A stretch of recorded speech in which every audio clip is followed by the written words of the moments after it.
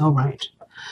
So we have the Four of Pentacles as your underlying energy. We have the Eight of Pentacles underneath that. So, okay. What am I getting from this, right? I'm going to grab my crystals here because they help me concentrate. But the Four of Pentacles and your underlying energy would suggest something that you're holding on to. You put a lot of work into this. Put a lot of work. The Four of Pentacles, without a doubt, understandably so, is holding on to what he's worked so hard on. But this is also settling for what you have done so far. Because the Four of Pentacles, they don't stop here, right? We go further. We go to the 10. We're not at the 10 yet here, though. We're at 4. So we have 6 more steps to go. And the fact that we stopped at 6, stopped at 4, with 6 away, suggests that we could do more with what we know, rather than settle for what we know we could do more with. And I feel like, Gemini, you feel the same way. You feel like, yes, you have the potential to go further. You did the 8 and you dropped all the way down to 4. You stopped halfway through. And it's not because, again, you just wanted to stop. It's because you got to a great point. Everything was looking up. But it didn't reach the best that it could be. And so I think you're noticing that. You're noticing that, okay, I worked hard. I did the best I could. And the work that I put in for it is not necessarily everything that I wanted, but it's something that I can be content with for a little bit. However, you know that even with this placement being comfortable and nice, there's, when it comes to going further, there is a little bit more scratching of the surface, which will honestly hack away the work that you've done. Not saying that what you've done was pointless anyway, it was pointless, but you showed yourself not only how far you can go and the greatness of the hard work that you can put in, but also that because you can put so much work in and you can make something so great, why settle for something that isn't up to where it could be? So I'm not trying to say to compare or take the time now to go ahead and compare to others or compare to, what you believe you could do more of, but why settle or stop where you could continue to grow, to be better? This doesn't have to just do with a relationship. This could also do with sometimes with our development, right?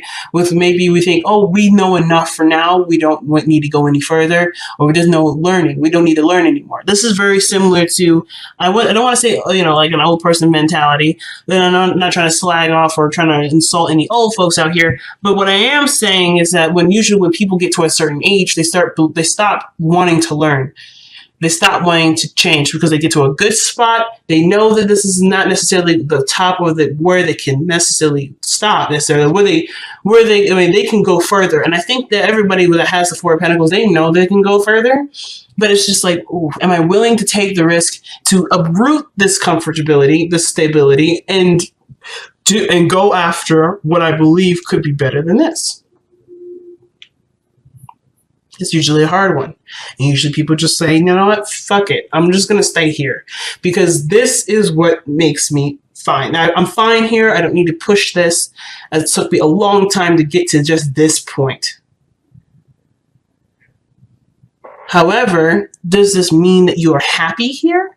I mean, because it looks like with holding back, he's missing out on one hell of a party, one hell of a community. He's kind of closing himself off to the world. If you think about it. Because look at the city that's behind him. He's not engaged with the city. He's not engaged with anyone. And there could be really great developments in there. He could expand his business and go there. But instead, he's keeping it local, keeping it safe, keeping it close, keeping it from where it could go out of control. And he'd have to start over and start again in a new way to expand what he needs to expand so he can continue to benefit and be happy. So, in this regard, where are you doing this for you? And I feel like that's why the Hermit's coming up, because I think you're noticing that you're in a stopping period, or you haven't decided to, or you haven't been pushing in a direction, or you may be fine single, but emotionally you're craving more. There's something about it. You're craving more. You're craving a relationship, but there's a part of you that says, no, I'm good on my own. I don't need another person. I don't need anybody else.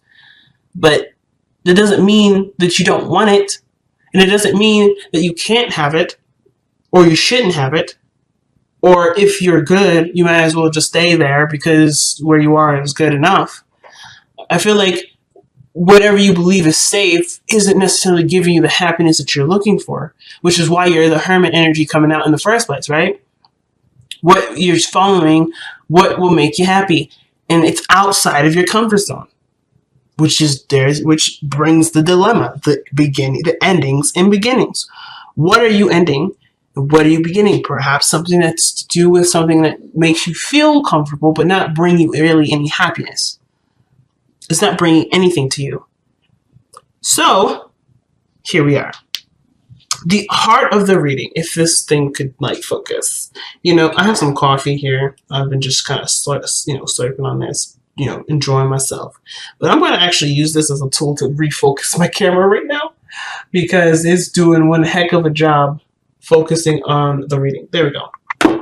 So, back to the focus of this reading here.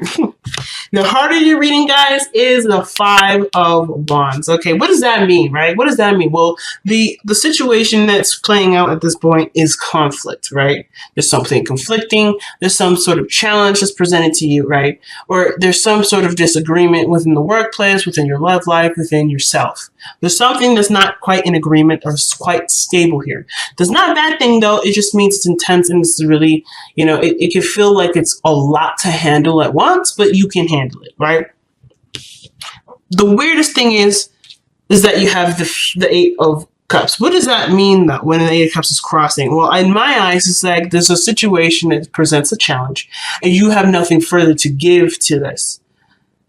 There's a lot of fighting, but you're not interested in fighting anymore. The Eight of Cups would suggest to me that you're done with it. You're done with it. You're not interested in it. But considering it's blocking, perhaps what it's saying here is that, yes, there's some sort of conflict here. Conflict, yes, but perhaps in which to review the cups that you're walking away with, the part of the emotional doneness that you think you're feeling. Are you truly emotionally done, or are you just fed up with the constant back and forth, the constant battle of getting to where you want to be? And which is totally understandable too. But I feel like with the Eight of Cups here, right? It's honestly fair if it's been a while and you've been fighting and going back and forth and having these conflicts with people that it's kind of deterred you away. But I feel like even if this is talking about you don't have anything else to give to the arguing or the fighting, I feel like it's like a temporary delay in regards to reviewing what is going on, assessing this based off of what you want. So I don't think necessarily you're done, but I do feel like whatever this was put you off initially. You don't like that part. You don't like this part of the Five of Wands where there may be the dating apps or something like that. Or maybe this is in regards to a project and working with certain coworkers and they're just argumentative, egotistical, and unable to work with. Whatever that is, you are not interested in that aspect, but there are some things or something that is still compelling that still draws you back to it. So there is this yo-yo effect. And that will constantly get you back into that drama or that constant conflict, or constant turmoil, because even though you're annoyed with how this is going, I feel like there's something that still brings you back to these cups because there's something still there to look at. I know, totally interesting and weird way of looking at it, but I feel like this is what's happening. For some of you. It could, for some of you, still be that other way, like I said. You guys are just tired of the fighting, tired of the mumbo-jumbo. You're just done with it. So you're no longer interested in going this direction.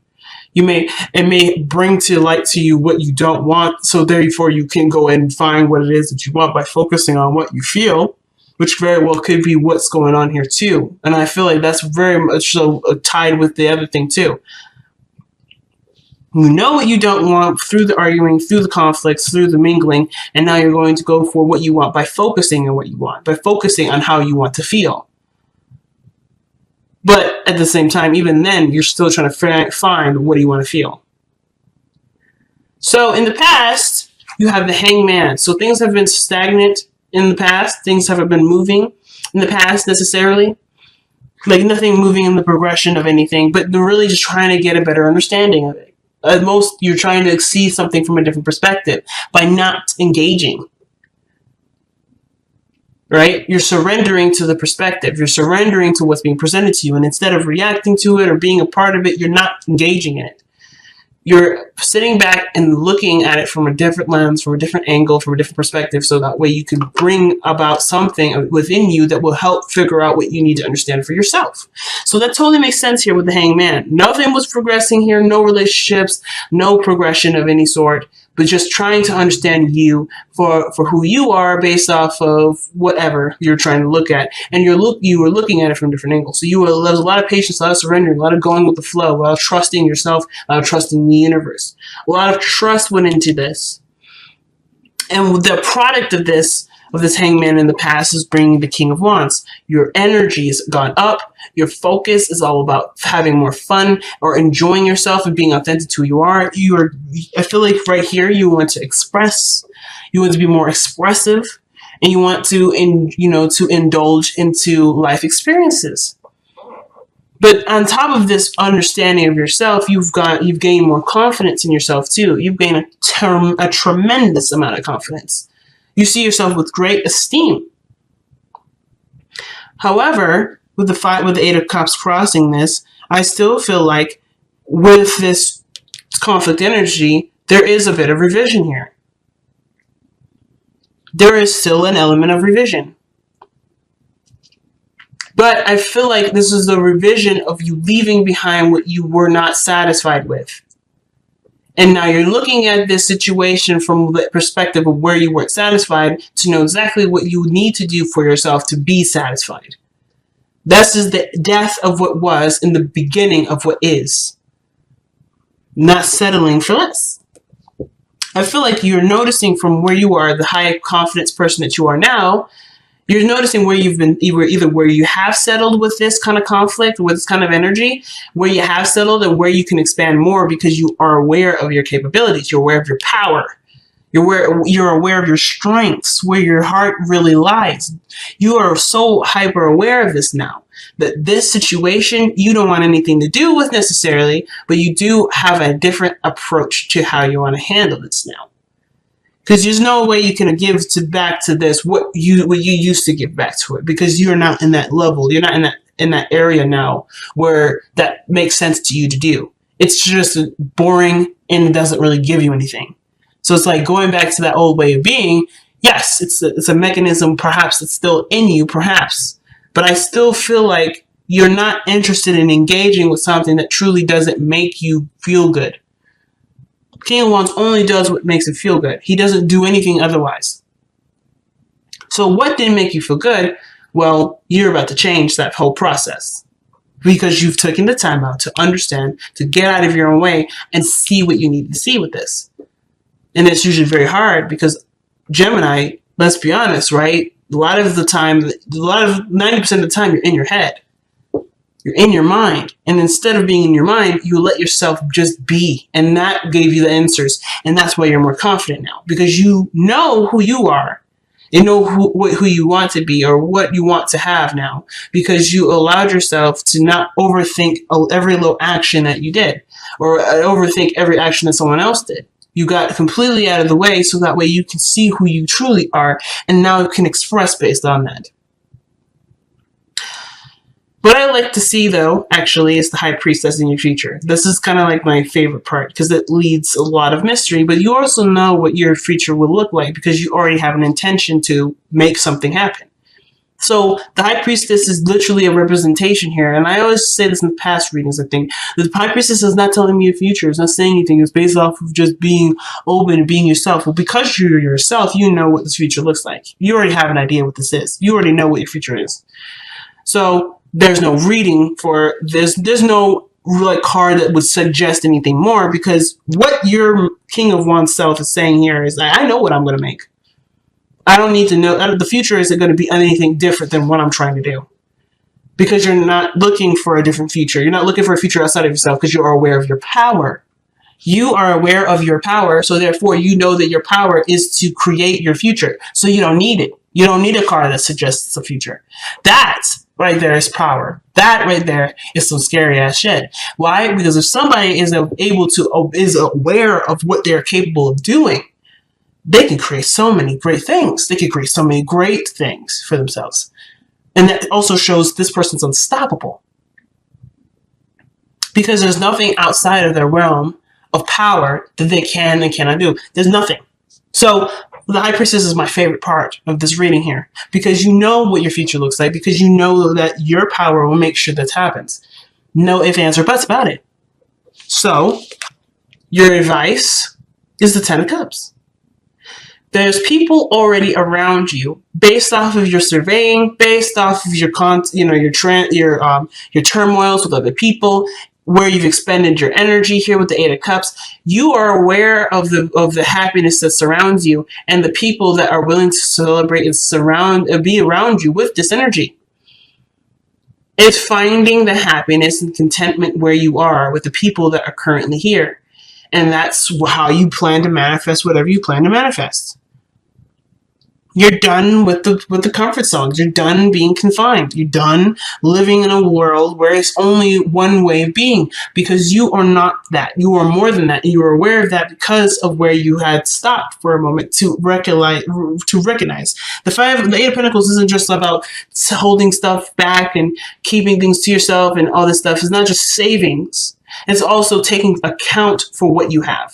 And noticing where you could prosper from, but with the time that you spend with taking as much account as from what you have. Does that make sense? Hopefully that makes sense, because I know that the way I said that was like, woo. But I'll say it one more time. This is not just a card that represents martyrism or martyrdom.